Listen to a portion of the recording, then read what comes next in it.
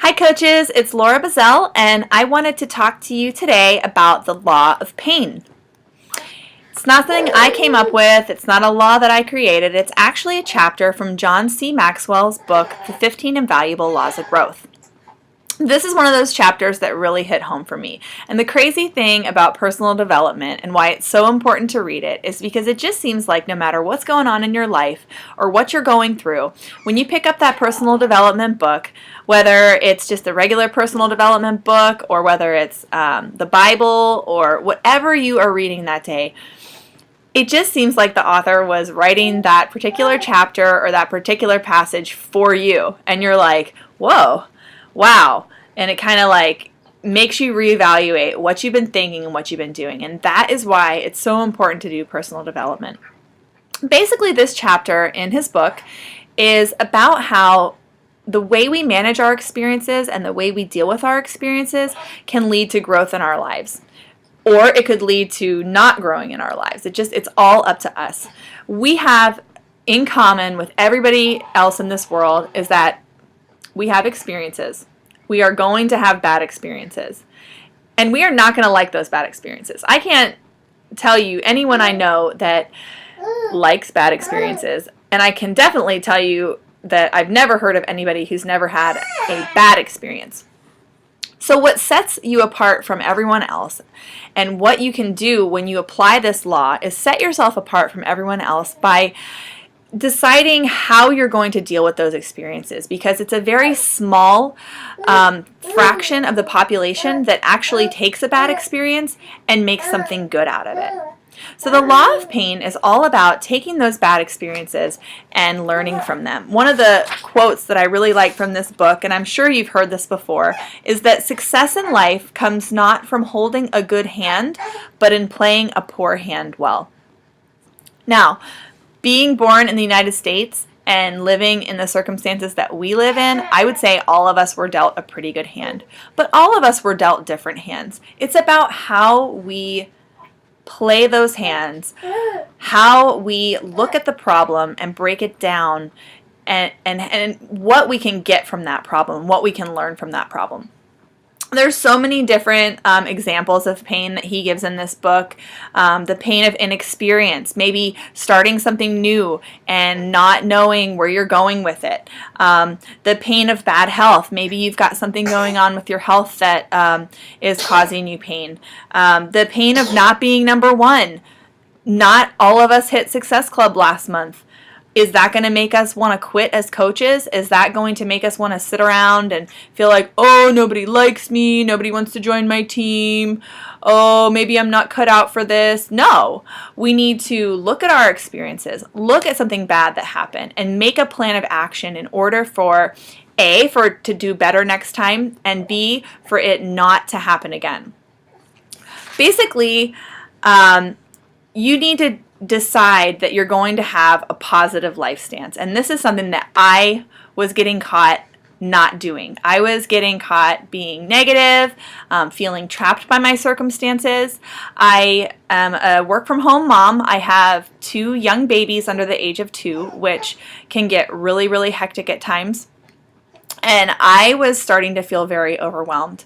I had very little time during the day to focus on anything. Sometimes I barely could fit my workout in during the day. And then as soon as my husband would get home from work, we would eat dinner, put the kids to bed, and then it'd be like an hour of time to an hour and a half that we would actually have to spend with each other. And that was kind of the time where I should have probably been working on Beachbody. So, I was starting to wallow in the woe is me's and the why me's instead of saying, okay, you know what? This may be my circumstance, but this doesn't have to be the way I deal with it. I decided to make a solution. I decided to brainstorm. What could I possibly do to create more time? Do I need to get up earlier? No, that's not going to work because the kids keep me up all night. Do I need to stay up later? I was racking my brain, and it came to me, why not exercise at night with my husband so that he'll exercise with me? Because he knows that I'm not going to skip my workout. So if I skip my workout during the day to wait for him to work out at night, we are working out.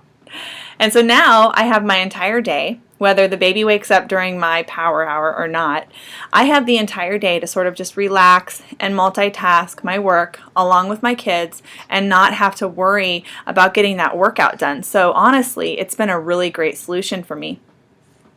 So anyways, all of us have problems. All of us have pain in our lives. Sometimes it takes a lot to get over the pain. And I'm not saying that you shouldn't feel feelings from the pain, but he basically breaks it down in this book for us is to embrace the value of the bad experience. When you have a bad experience, look at that experience and say, okay, what could possibly come out of this? Sometimes you have to get really creative with it, like what I did. I'm totally revamping my schedule. That's a risk I'm taking, because by the end of the day, I don't feel like working out either.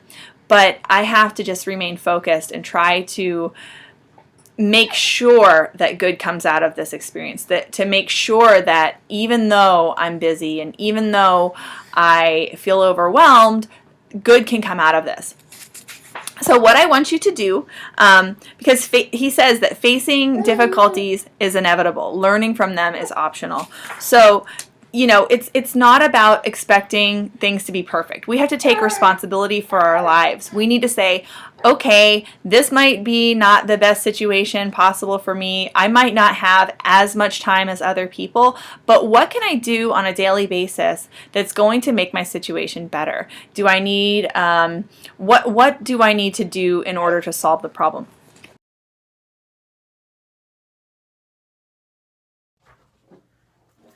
Okay, so your assignment is all about how we can apply this law of pain to our Beachbody business and end up becoming better coaches because of it. So what I want you to do is I want you to think of 3 things that are holding you back from moving your business forward, or 3 things that you feel are causing you to not be as successful as you could be as a Beachbody coach. And then I want you to go through the steps that I'm going to have listed in this post to make a game plan for yourself. I want you to pick one of those things to start with, and I want you to make a game plan of how you are going to solve that problem, how you're going to use that hardship or experience to grow yourself as a coach, and how you're going to share that with others. So I want you to post that in a comment below this video.